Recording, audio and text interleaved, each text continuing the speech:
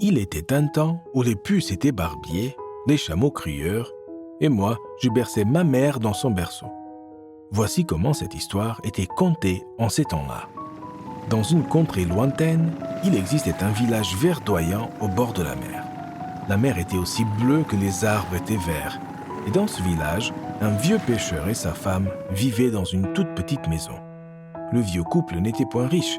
Le pauvre pêcheur allait pêcher ce qu'il pouvait et vendait ensuite, avec sa femme, sa pêche au marché.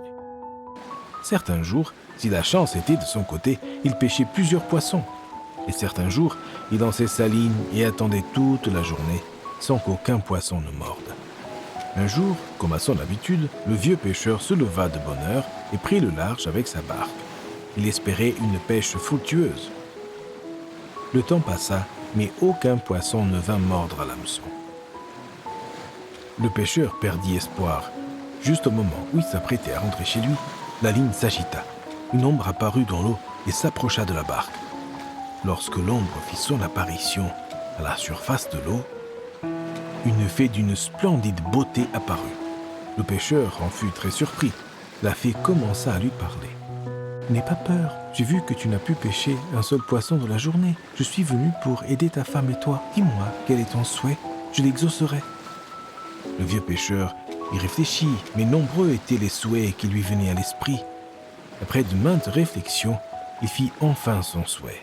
Le vieillard répondit « Je souhaite une nouvelle barque remplie de poissons. » Le pêcheur vit sa barque s'élargir et se transformer en un très grand bateau tout neuf.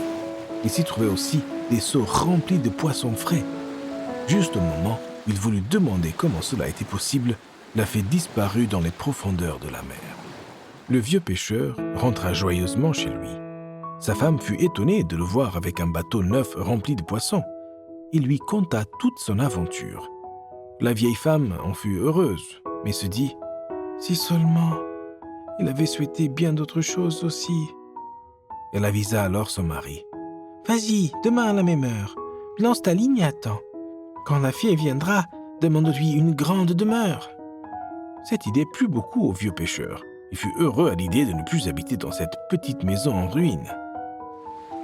Le lendemain, la fée toucha la ligne et apparut à la surface de l'eau. Elle demanda au vieux pêcheur. « Vieux pêcheur, as-tu un souhait ?» Le vieux pêcheur répondit qu'il souhaitait avoir une grande demeure. La fée exauça encore une fois son vœu. Le vieux pêcheur voulait tellement voir sa nouvelle maison qu'il rentra tout de suite chez lui sans pêcher un poisson. À son arrivée, il vit une gigantesque et magnifique demeure à la place de leur petite maison. À la tombée de la nuit, le vieux pêcheur et sa femme discutèrent. Une autre idée vint à l'esprit de sa femme.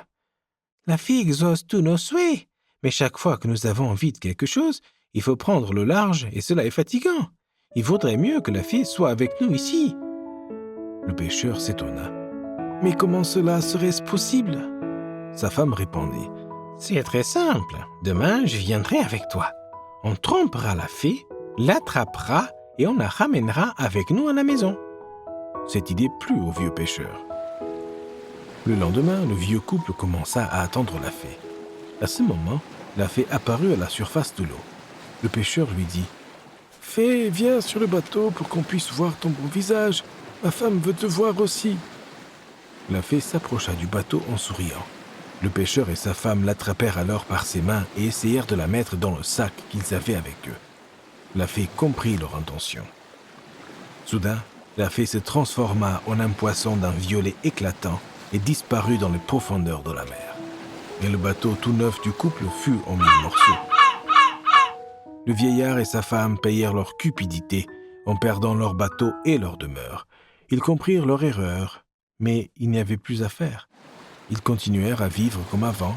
La fée ne refit plus jamais son apparition.